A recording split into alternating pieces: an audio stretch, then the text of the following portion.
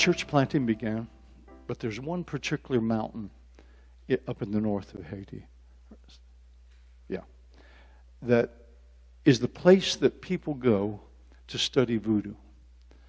And there's one particular cave on that mountain where people come from all over the world to learn witchcraft, to learn voodoo. They fly in and they come up there to be trained in it.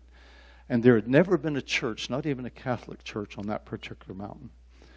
4 years ago, they began to pray and believe and contend for that mountain. They found a 90-year-old man of peace and planted a church in his house. And that one house, planted in the house of a 90-year-old man, grew to about 6 churches on that mountain. Michael was up there 3 years ago to have a meeting of those 6 churches together.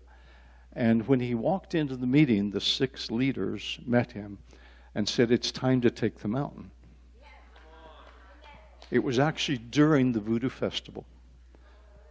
And so Michael says, "Well, what do you think that means?"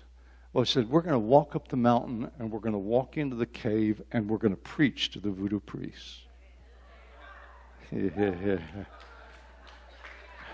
Bob, I'm glad you and I weren't there.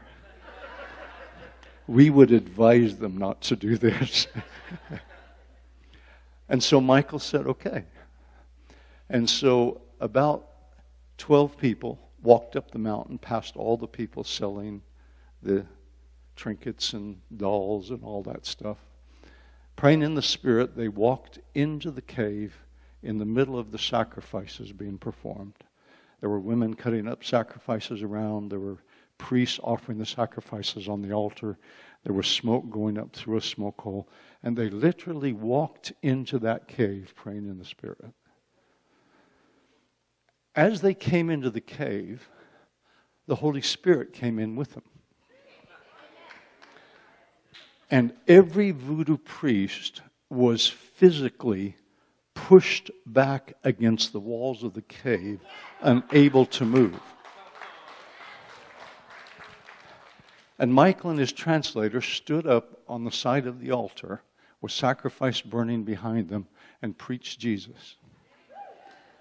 And every one of the women cutting up sacrifices and all but 3 of the voodoo priests gave their life to Jesus and were converted that day in that cave.